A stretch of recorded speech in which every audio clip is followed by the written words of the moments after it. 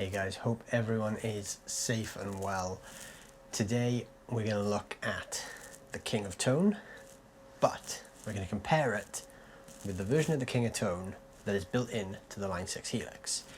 Now, I've had a lot of questions come through in the last couple of weeks since I got my King of Tone, with people asking me to do a comparison between the real version and the version that's built in to the Helix.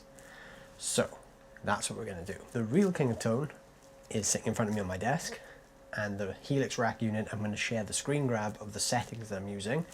I've preset them both to be exactly the same. So we're going to start off with the same settings, compare the two units, and then we're going to dig into the tones a little bit more and just have a bit of fun. Straight off the cuff, here is the sound of my normal King of Tone with both sides switched on. So I've got the version of it with the high gain mod on the red side. So both sides are engaged right now. The volume for both sides is set to 12 o'clock. The drive is set to about 1 o'clock, and the tone is also set to 1 o'clock. Both sides are switched on.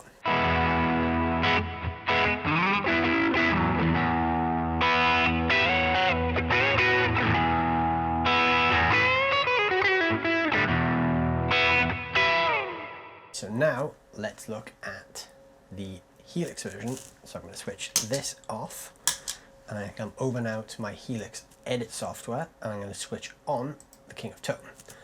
So you'll notice here the gain is set to 6 on channel 1, which is about 1 o'clock on the actual knob. Same with the tone. Presence is an internal trim pot on the King of Tone that I've not touched, so I've just left that as it is.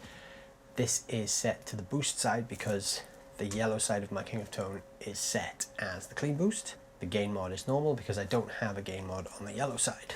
And the level is set to 5, which my volume is also set to 5. Gain number 2 is also on 6, so that's the same as is the tone. And the presence, I haven't altered the trim pot, so again that's the same.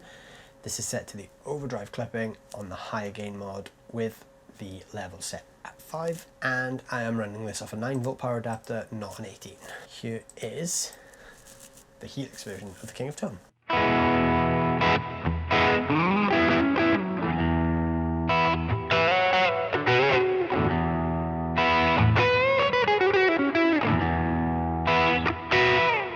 So straight away in that A/B test, the version that the Helix has is slightly darker. What I'm going to do is I'm going to push the tone up on this to 7, just to get a little bit of extra brightness.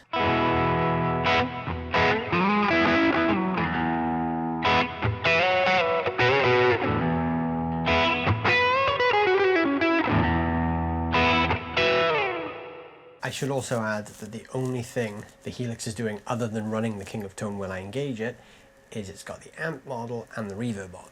So all the other pedals you see in this chain are actually switched off. So I'm going to switch that off now and go back to the real King of Tone.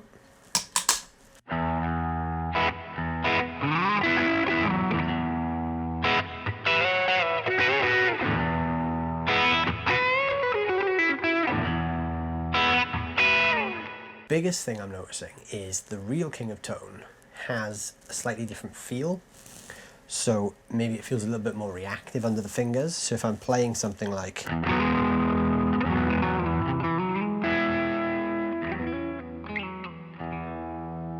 I got a lot of cleanness out there from just picking softer. So let's see if we can do that with the real thing.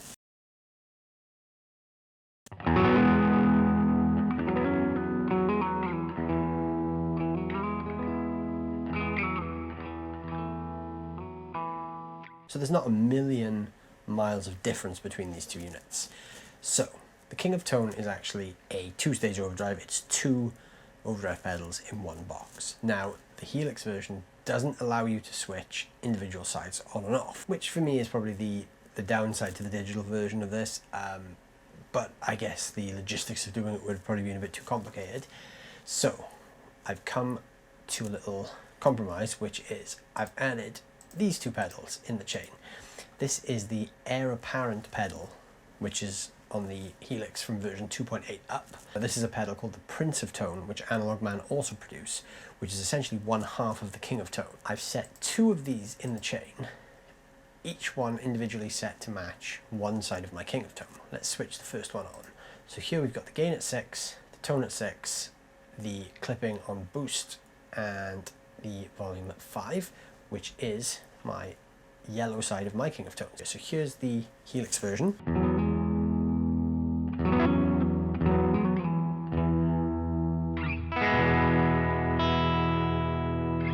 And here is the real version.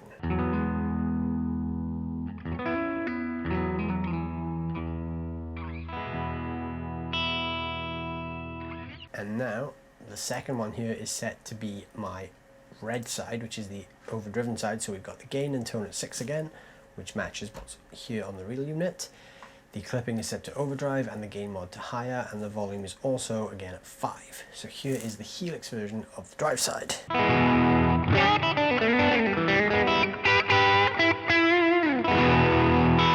And here is the real version.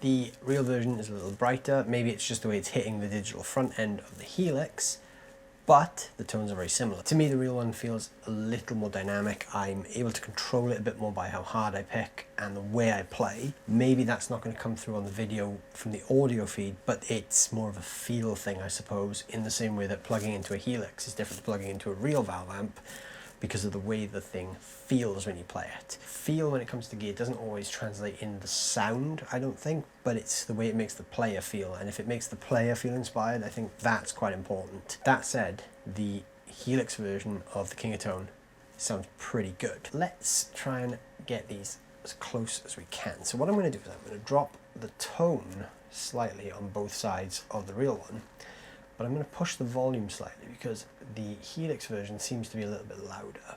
So now we've got the volumes at about 1 o'clock, but the tones are straight up at 12. So here, once again, is both sides of the real thing.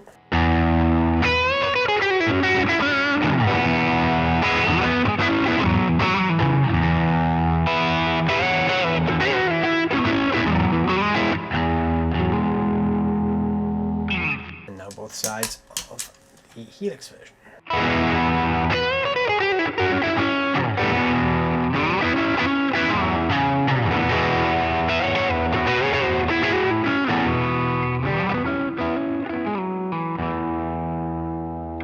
So again, the Helix one is still feeling a little bit boomy in the bottom end. So let's take the tone up just a little bit more on that. So let's go up to 8 with the tone on both sides and see if that makes a difference. I also feel the Helix version gain structure is slightly different. The real one seems to be breaking up a bit more naturally, to my ears anyway at least.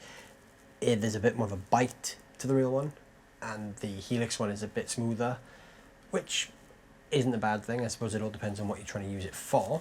So here is the Helix one with the tone pushed up to 8.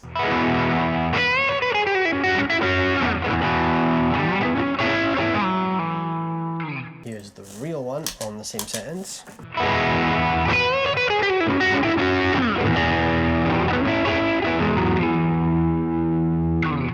Let's go back now to the boost side on the Helix. And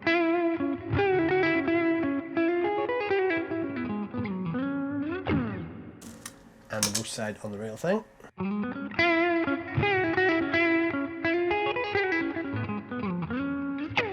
That's pretty close. The overdrive side on the Helix.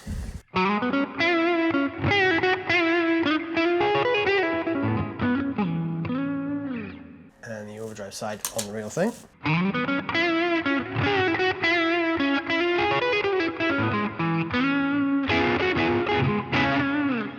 And once again, both sides on the Helix.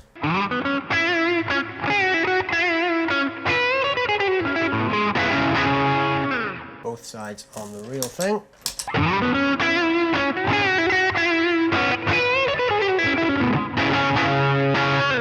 So overall, I'm pretty impressed with both of these. I think they both sound great. I've been using the one built into the Helix for a while now, since the 2.8 update came out. And obviously, if you've been watching my other videos, you'll know I only got my hands on the real thing probably about a week or 2 weeks ago. So this is very new to my collection, so I'm very, very excited that I've finally got one. But a lot of people have been asking me how it stacks up to the Helix version. And I think the answer to that question is pretty close. Now, like I said, to me, the real one has a little bit more of a dynamic feel. This is going to be different for every player, but for me, I always prefer analog. It just fits better with my playing because I play a lot of bluesier stuff and I tend to pick quite dynamically. For me, the actual breakup on a real one is much more, I don't want to say useful because the Helix one is just as useful, but the way I perceive tone, the real one just fits better with me. Now, that's not to say the Helix one isn't good, because I have been using the Helix King of Tone pretty much relentlessly for the last 6 or 7 months, and I've used it on a bunch of recordings, a bunch of videos. It's quite hard to really draw a comparison between the two. I like them both. What do you think? Let me know what you guys think and tell me which you think sounds better. If you've used the Helix one and a real one yourself, how did you find the comparison? I'd be interested to hear how other people find the differences between the two of them. But for me, there's definitely more of a feel thing with the real one, but that's not to say the one that's built into the Helix is bad, because that's pretty good as well. Thank you all so much for watching. I hope you've enjoyed this video. Please let me know what you think of these two versions of the King of Tone in the comments below. I'd love to hear your experiences with them both. And don't forget to hit the like and the subscribe button, and I'll see you soon.